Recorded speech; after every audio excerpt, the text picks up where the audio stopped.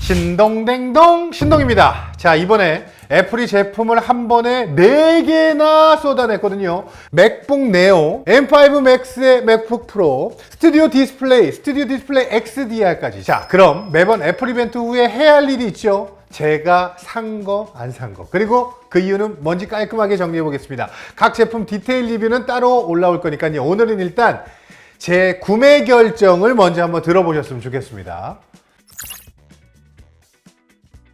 첫 번째는요, 맥북 네오입니다. 애플이 드디어 99만원짜리 맥북을 만들었어요. 국내 기준 99만원이고요. 교육 할인 받으면 85만원까지 내려가거든요. 기존 맥북 에어 13인치가 179만원이었으니까 거의 뭐 절반 가격이죠. 칩은 아이폰 16 프로에 들어간 A18 프로를 씁니다. M 시리즈 칩이 아니고요, A 시리즈 칩이라는 거. 이게 많은 분들에게 고민되는 부분이기도 하고 실망한 포인트라고도 할 수 있는데, 사실 100만원 이하의 맥북을 구입하는 용도인 일반적인 작업에서 전혀 부족함이 없는 성능이고요. 오히려 칩셋 효율화로 배터리는 최대 16시간. 크기 대비 꽤 긴 편입니다.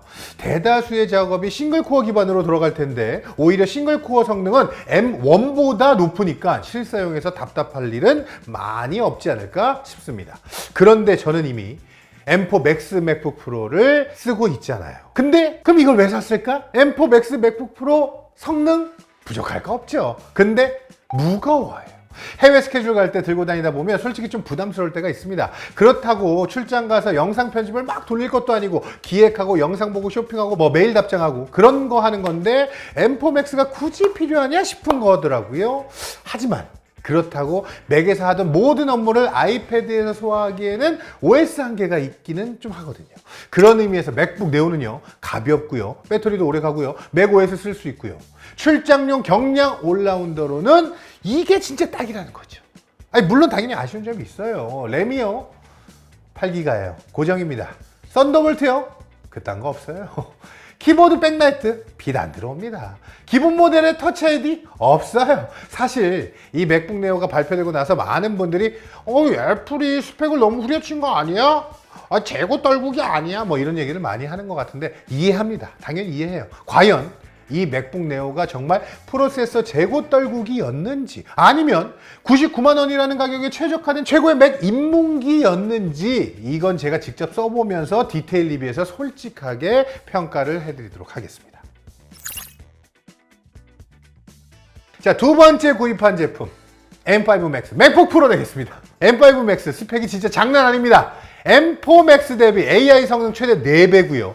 GPU 성능 최대 50% 향상, 특히 말도 안 된다고 생각하는 게요, SSD 속도도 2배 빨라졌고 기본 저장 용량이 2TB로 올라왔습니다. 썬더볼트 5, 와이파이 7, 배터리 최대 24시간까지 쓰고요. 근데 저 M4 맥스 맥북 프로 쓰고 있거든요. 근데 M4 맥스에서 굳이 M5 맥스로 가도 되는 거냐? 가야지, 무슨 소리야! 업그레이드하는 명분이 가장 약한 제품이긴 합니다. 근데 제가 이번에 왜 이걸 꼭 쓰고 싶었냐 하면요, 사실 애플이 요즘 맥 프로나 맥 스튜디오 리뉴얼이 늦어지고 있습니다. 혹시 애플은 이제 맥북 프로 하나면 충분하다고 생각하는 건 아닐까? 아니면 그게 맞다면 맥북이 이제 데스크탑을 씹어먹는 괴물 같은 성능을 낼 준비가 되어 있는지, 진짜 M4 맥스에서 동일한 디자인으로 성능이 더 좋아질 여지가 있었는지 제 눈으로 직접 확인해보고 싶었습니다. M4 맥스랑 실제로 비교해서 차이가 얼마나 나는지, 영상 편집 워크플로우에서 체감이 되는지 안 되는지 그걸 직접 확인해서 여러분한테 보여드리려고, 사실 그게 제 역할이잖아요. 제가 설마 이거를 꼭 사고 싶어서 하는 거겠어요? 여러분들에게 보여주려고 성능 리뷰를 준비해 보도록 하겠습니다. 자, 다음 세 번째입니다. 스튜디오 디스플레이. 이번에 스튜디오 디스플레이가 업데이트가 됐습니다. 가장 큰 변화는요, 썬더볼트 5 포트가 들어왔습니다. 카메라랑 오디오는 일부 개선됐고요. 문제는 제가 이미 스튜디오 디스플레이 쓰고 있었거든요. 솔직히 말하면 이번 업데이트는 기존 유저 입장에서는 바꿀 이유를 저는 딱히 못 찾겠어요. 패널 자체가 바뀐 게 없고 60Hz도 그대로고, 썬더볼트 5 들어온 건 좋은데 그것 때문에 249만원짜리 모니터를 바꾸기에는 좀 그렇지. 그래서 이번에 패스했습니다. 다만 지금 처음으로 스튜디오 디스플레이 사려는 분들이라면 썬더볼트 5 들어간 지금 사는 게 좋겠죠. 애플 제품을 지속적으로 사용할 계획이 있으면서 모니터를 사용하고자 한다면 지금 구입 타이밍 전 좋다고 봐요. 혹시 기존 모델이랑 직접 비교 리뷰를 원하시는 분들 많아요? 반응 보고 내가 결정할게. 스튜디오 디스플레이 XDR이 또 나왔어. 이야, 잠깐만. 이번에 프로 디스플레이 XDR이 단종이 됐습니다. 7년 만에 단종이고요. 그 자리를 스튜디오 디스플레이 XDR이 대체를 하게 되었습니다. 스펙을 보면요. 27인치 5K의 미니 LED 백라이트, 2304개의 로컬 디밍 존, 최대 2000니트 HDR 밝기, 120Hz 재생률의 적응형 동기화, 썬더볼트 5 포트 2개, 그리고 12메가픽셀 센터 스테이지 카메라의 6 스피커 시스템, 스피커가 6개. 프로 디스플레이 XDR이랑 비교하면요, 밝기는 더 밝아졌고요, 120Hz 들어갔고요, 카메라랑 스피커도 생겼고요. 근데 화면이 원래 32인치였거든요. 27인치로 작아졌고요.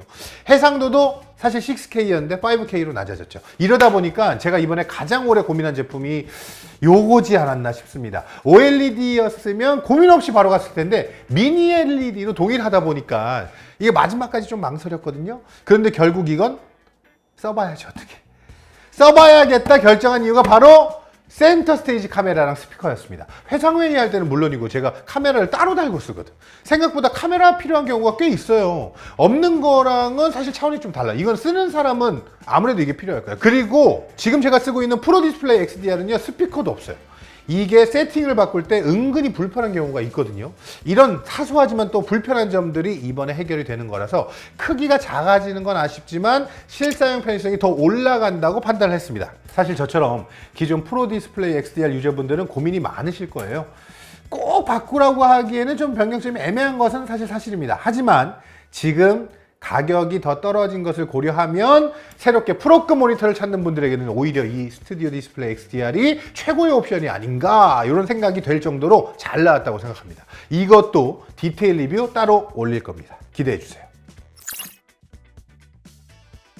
자, 정리 한번 해볼게요. 그러면 이번 애플 이벤트에서 저는 맥북 네오, 그리고 M5 맥스 맥북 프로, 스튜디오 디스플레이 XDR, 그리고 댓글 달아주면 스튜디오 디스플레이까지, 아무튼간 이것들을 제대로 한번 써볼 생각인데, 자, 각 제품 디테일 리뷰는 순서대로 올라올 예정이고요. 어떤 제품 리뷰가 제일 궁금한지 댓글로 알려주시면 또 순서 참고하겠습니다. 또 뭐 설마 다른 거 뭐 아이패드 에어 이런 거는 사실 이제 괜찮잖아.